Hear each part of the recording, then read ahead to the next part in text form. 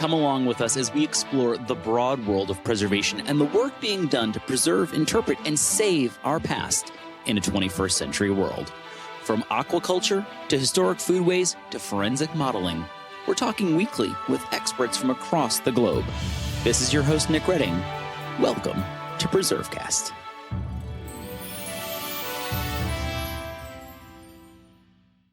This is Nick Redding, and you're listening to PreserveCast. Today, we're excited to be talking with Steph Compton, who is a passionate zero-waste advocate and the founder of Leave No Waste. And so we're going to be learning all about what that means and why it's an important part of the conversation around historic preservation and deconstruction and all those good things.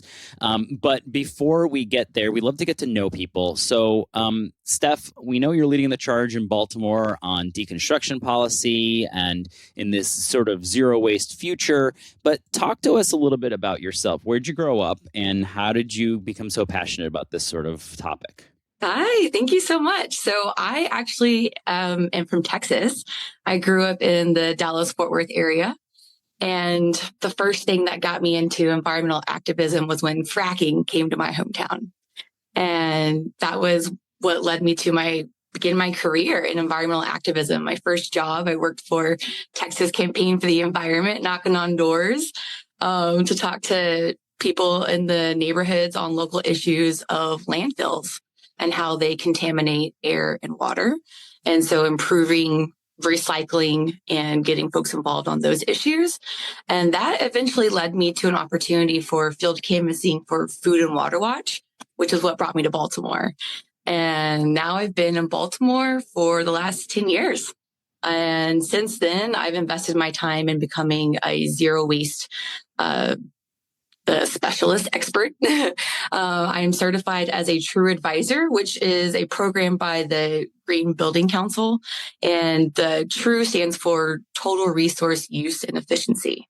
So ultimately, I want people to be more sustainable, and they want to be, but they don't know how ultimately.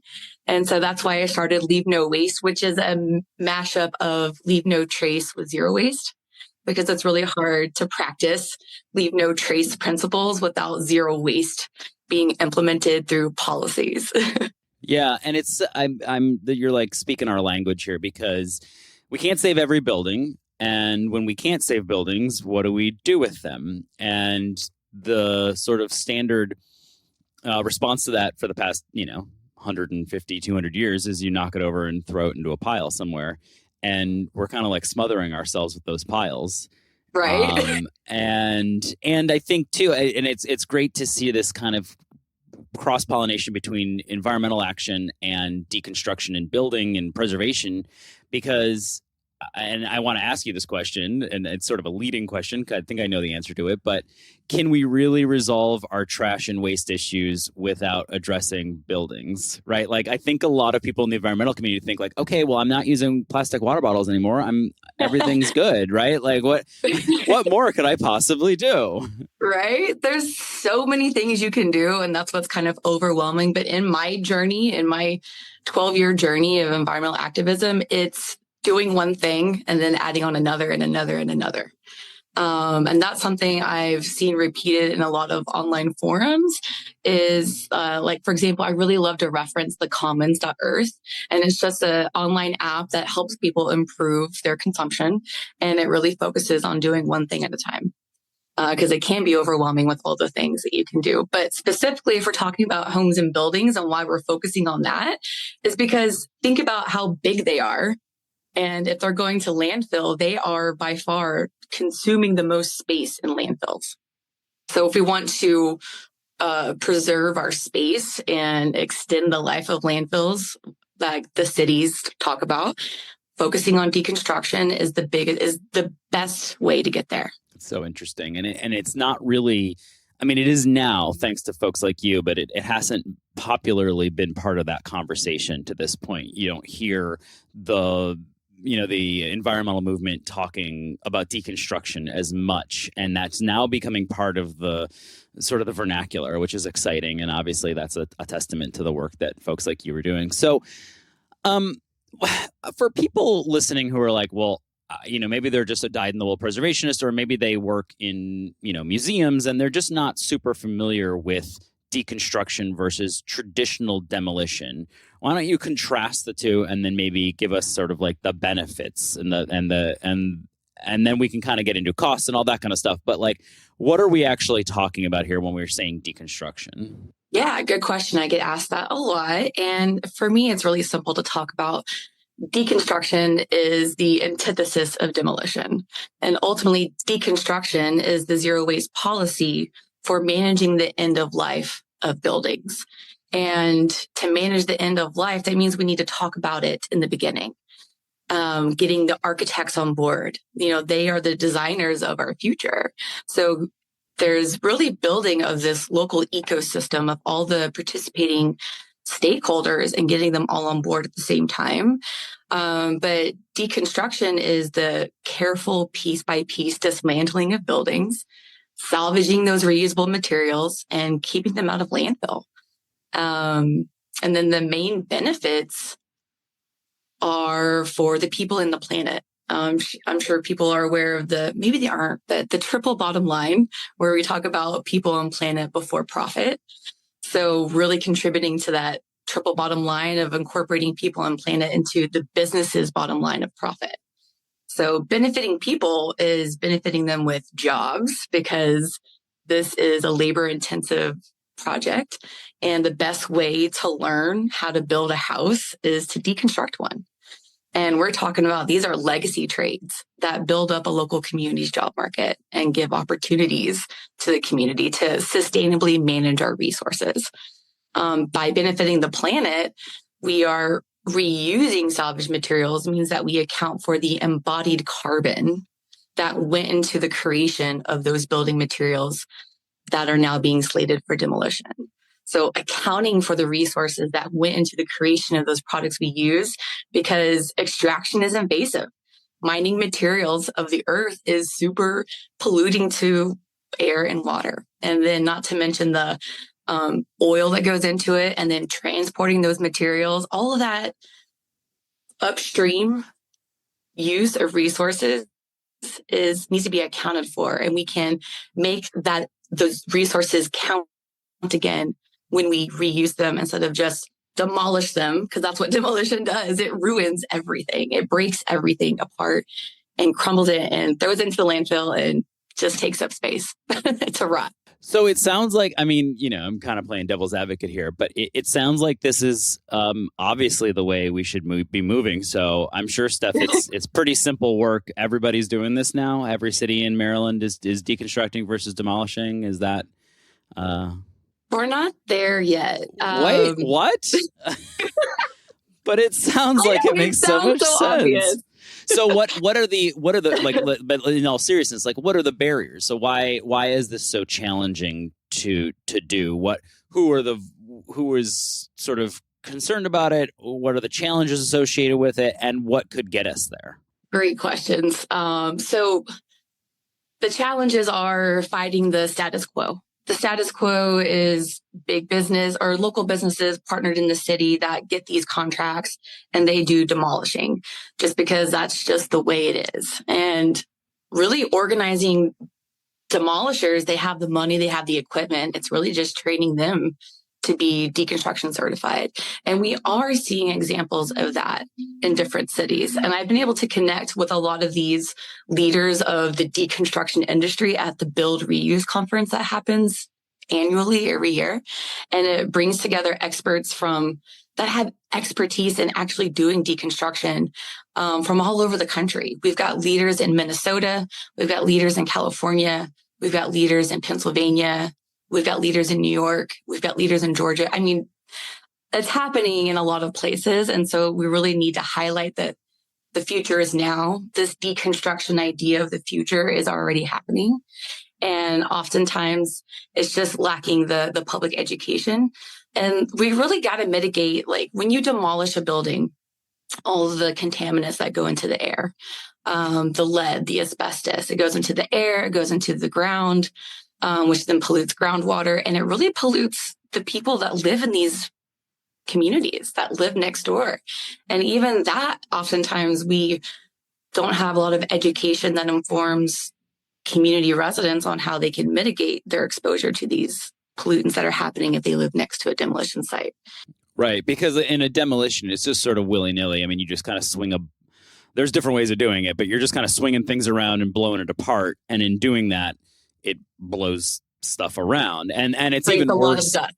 Yeah. And, we've seen it, of course, in sort of unpermitted demolitions where it's even more wild, where they just kind of go to town. And that's obviously super concerning. So it would take policy, I presume, in most places to kind of require or encourage even this activity. And you've mentioned places around the country where that's happened. You're working specifically in Baltimore. Talk to us about the landscape of that in Baltimore and where you are on sort of the, on that paradigm shift and where the support is and what you're hearing. Sure. So we've been working on this since 2021. So this is our third year organizing and hosting stakeholder meetings and bringing together the local ecosystem of folks that would be doing the work or impacted by the work. My colleague, Dante Swinton, he's the founder of our Zero Waste Future. And we met through local community organizing efforts against trash incineration in Baltimore. So my background's been working on starving the incinerator. Now, granted, a lot of construction and demolition waste isn't going to incineration, but it is going to landfills and taking up space there. So after the city had consultants that recommended deconstruction as a solution to reduced waste sent to landfill, we took that recommendation and we ran with it. And since then, the city's planning department has been hosting these public comment forums for Plan Our Baltimore. And that's where I participated and made my zero waste suggestions known. And then I've seen those recommendations repeated back at me. It's made it into the official public comments. So, and we've been working with our local councilwoman, Odette Ramos. She's really active on addressing the vacant housing issue that we have in Baltimore.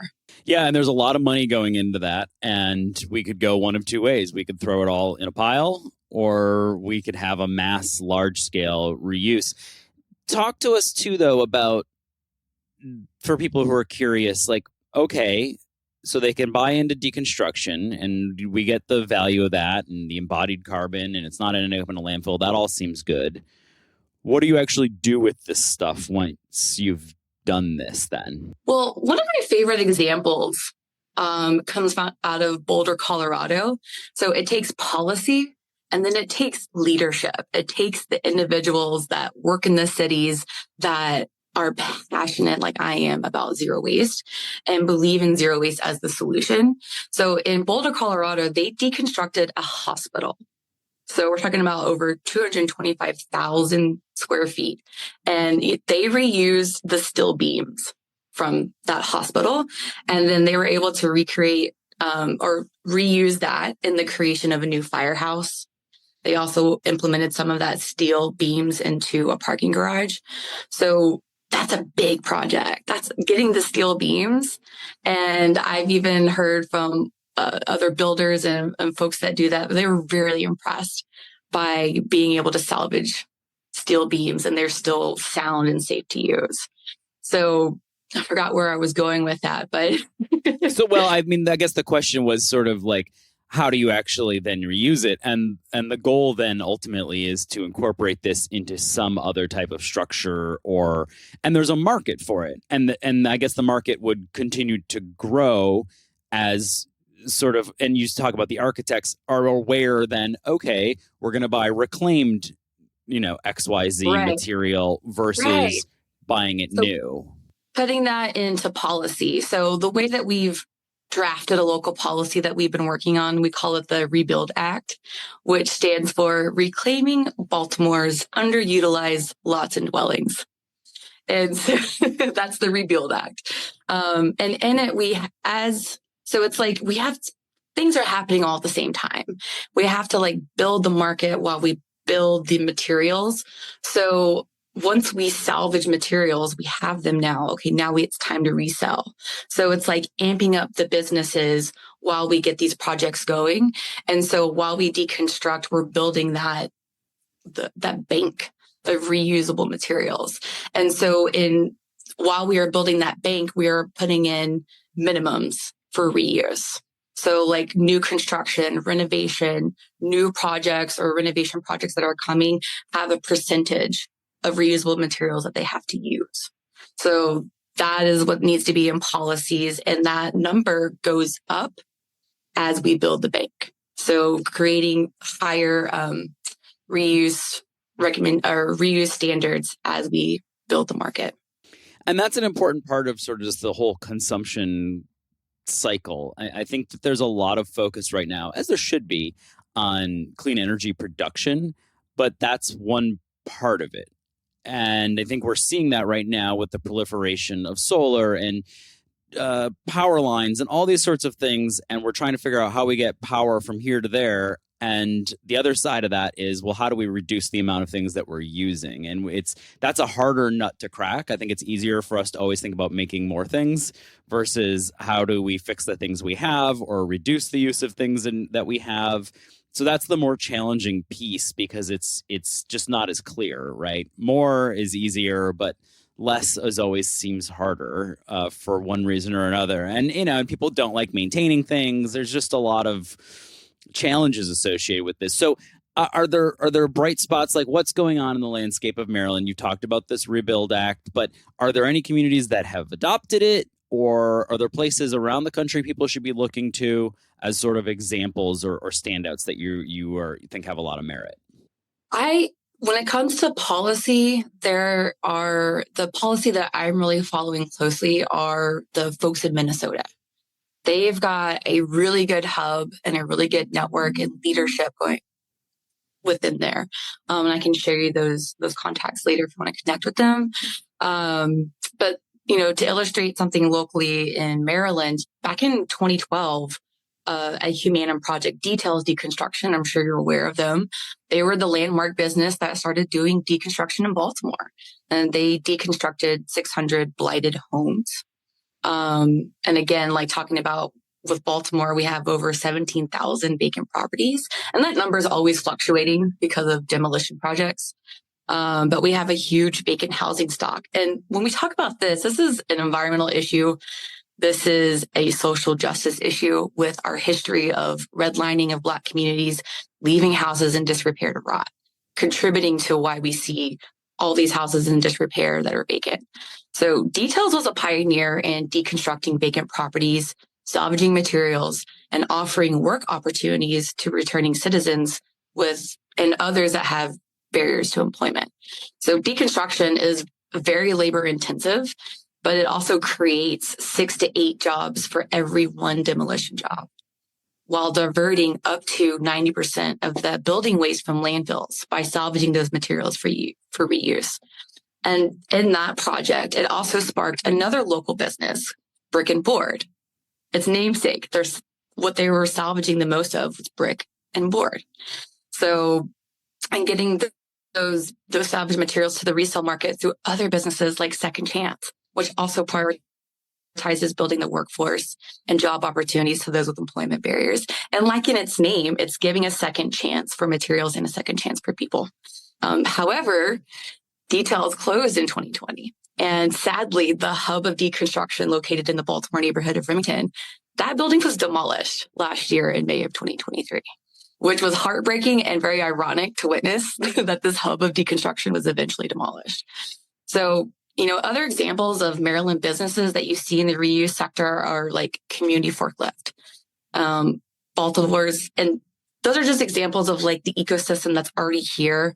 And it's kind of like people that have a passion and an understanding that this is a priority. You see it happening at an individual level. And we just need to gather more of those people and keep telling the story, which is why we keep hosting stakeholder meetings and participating in our local city government, our planning department. And it's a lot of planning because it's having that forethought to think about what we do with things at the end of life. Yeah, and I think that the picture you're painting, though, is that we need policy that will kind of foster some of this. So if they say by a certain date, we want to see this percentage of demolitions move to deconstruction, and by a certain date it increases to this, then the industry will kind of grow up around that. Exactly. So that's, and that makes sense. And also from the preservation standpoint, we're always interested in it as well, because you can't save every building, and there'd be a nice we have a better alternative. And then I guess B, sometimes we need reclaimed materials to do other preservation projects, so that would be nice. And then I guess C, the final piece there is it sometimes changes the calculus on demo. Like, well, wait a second, it's going to cost a lot to deconstruct this thing. Maybe we actually should just rehabilitate it and reuse it. And so Right. in certain cases, it may just change the calculus on that. And I know that's also part of it. And that's not to say that the goal is to block deconstruction or the elimination of a structure, but it's just to make sure that people know what the real costs are associated with getting rid of something. Because right now it's just very cheap to do that and then throw it away. And that's the issue, is it's cheap to do. It's easier to demolish a building than it is to deconstruct. But we're talking about if we're building the local economy, we're providing jobs. That's why we need state support with tax incentives for businesses that participate in deconstruction. So we all have climate goals to meet. Nearly all states do, or they should, and some are more ambitious than others. Like in Maryland, we've got the net zero emissions by 2045. We already have a recycling act that gives counties a quotation for construction waste recycling. And environmental regulations of hazardous material like asbestos and lead are something that affects the deconstruction industry as well. So we already have some things in place. We just need more policies, more incentives. More, and faster. So that's, it's easy. So speaking of more and faster, what's next? Where are you guys headed? And if someone's listening, and we have listeners all across the country. We also have listeners here, of course, in Maryland, where PreserveCast is based. But if someone's listening and they want to get engaged with you guys, or they want to help out, or they just want to learn more, how do they do that? Oh, good question. So let's see. I need to check on our website. We were hosting a website, which was rebuildbemore.org, but I need to check on the status of that. Dante and I have been working under his organization he started with, Our Zero Waste Future. But the best way to keep in touch is send me an email, and I can be reached at steph@leavenowaste.com. And ultimately, we're looking to connect with folks that are in the ecosystem interested in this work. Deconstruction is a jobs creator. I'm going to say that as long as I can. And the success of deconstruction really depends on building this local ecosystem of all the stakeholders. We're talking about builders, engineers, architects, all of those resale businesses that resell these reclaimed items, haulers, salvagers, lenders that are lending to these new business startups, designers, artists, most importantly, folks that are working in historical preservation. Like having all of these voices at the table, not to mention like the folks that are doing the work, the people in the neighborhoods, and like really demanding access to these materials. Like demanding that they get their hands on this stuff for reuse, that they need it for their jobs. They need it so that way they can put things to second life, and salvaging these things and keeping them in the circular economy. Our future is circular. It's not linear. I like that. Well, that might be the perfect place to end this part of the conversation. Before we go, we always ask people if they have a favorite historic place or site, or a place that they've visited recently that they loved. Yeah. Well, Baltimore City is home to just under 100 historical districts, and they're either listed on the National Register or Baltimore City's Historic Register, or both. And Baltimore's nickname is Charm City. So all of these neighborhoods display their unique charm and historical richness. I live in Pigtown, and that's where the B&O Railroad Museum is located, preserving the history of these streets where pigs were once herded from the railroad to the butcher shops and the meatpacking plants. And that's currently where our football and baseball stadiums are now. So my neighborhood and the B&O Railroad is a really cool place to visit. They've done a beautiful job preserving that building, and they host local events, food and drinking and dancing. So I love Pigtown. Pigtown has not popped up yet. And so that is a fantastic answer to a great conversation. We'll make sure that your contact info is in the show notes and, follow up on that. And then we look forward to maybe having you back on once we get some policy in place and we can hear about where it's all headed. Thanks for joining us today. Awesome. Thank you so much. Thanks for listening to PreserveCast. To dig deeper into this episode's story, head over to preservecast.org for show notes and our collection of previous episodes. Don't forget to engage with this podcast by subscribing, commenting, and leaving a review. Follow along on Instagram, Twitter, and Facebook at PreserveCast for even more. PreserveCast is currently recorded in Walkersville, Maryland, and sponsored by the 1772 Foundation, and powered by Preservation Maryland. Thanks for listening, and keep on preserving.